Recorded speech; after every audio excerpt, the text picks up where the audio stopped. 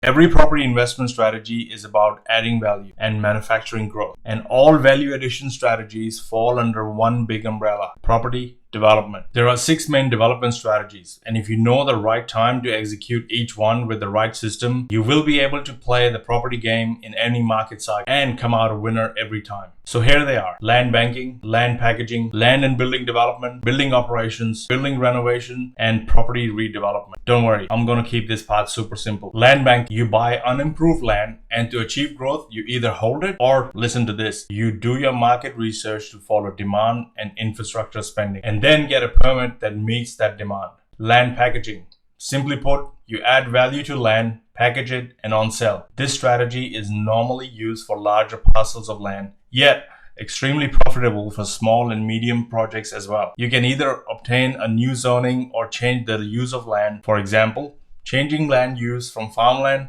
to residential, or add value by getting a DA or a permit on your land based on zoning for subdivision, townhouses, apartments, industrial or commercial, hospitals or schools, etc. And the best part is, land packaging as a strategy requires little money of your own if you know your numbers and the system. You can structure no money down deals, property options, longer settlements, and exit either before settlement or complete your development by getting it built. Land and building development: this is where you go all the way with construction to deliver the end product, especially in a rising market. Building operations: one of the best cash flow strategies, where you either sell or retain owner's corporation or get the management rights. Building renovation: pick up a worn down property, know your numbers, add cosmetic improvements, and flip. Property redevelopment: for example, redeveloping commercial or an industrial building into residential, or maximizing the highest and best use of an existing building,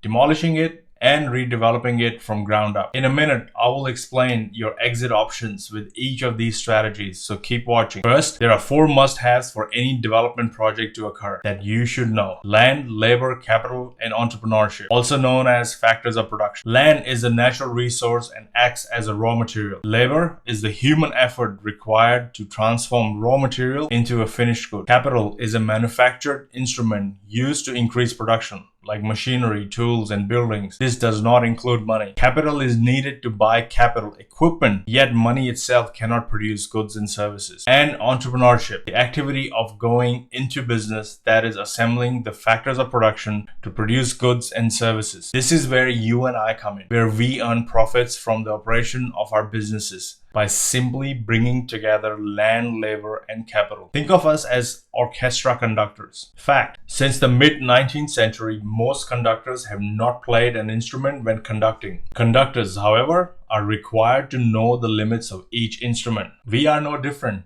We do need to know how the system works and how everything comes together. If you have land, you still need capital and knowledge. If you have capital, you still need to find the right side and have the knowledge to do so. However, when you have the knowledge, you will know where and how to find capital and the site for your development. Here are the exit strategies. Land banking allows you to exit with practically doing nothing to the land. You can sit back and wait for the value to go up organically. Land packaging gives you an exit as soon as you have a permit or you have changed the zoning.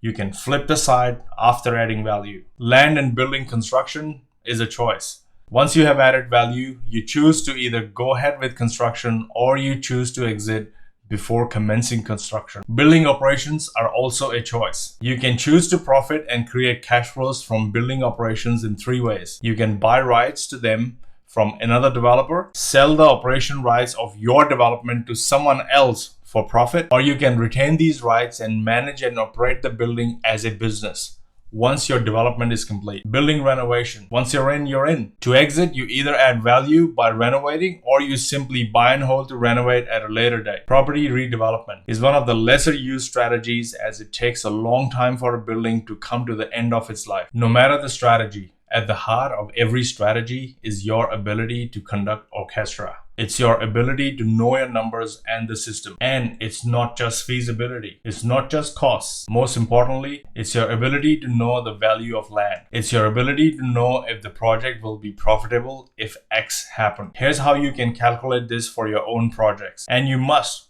because this will empower you with a number. A number that is the highest price you should be paying when buying land. Whether you are buying it for subdivision, whether you are going to option it, or whether you are simply going to flick it after adding value. You need to know the highest price you can pay for land. Here is a mathematical formula. Land value is equal to revenue less all other costs less profit. This is calculated from the value of the completed development less the cost of development including profit. Now, here's why it is important. It's because your numbers are the one thing that you need to do no money down deals, negotiate options, and or longer settlements. Flip your deals and determine your strategy. And you also need to know your numbers to avoid falling short of money in the middle of your project. Walk with me here for a second. Let's say you and I are negotiating a no money down deal with a landowner. Do you think it would be essential that you and I know exactly what the land is worth? Let's walk together again. You and I are trying to control a property using a call option. We need to come up with the maximum price we can pay the landowner. Do you think knowing the value of the land would be important at that very moment? Let's picture this. You and I plan to get a development approval for townhouse. We simply want to add value and flip the site for a hefty profit. Do you think knowing our numbers would be good before we committed ourselves to the project?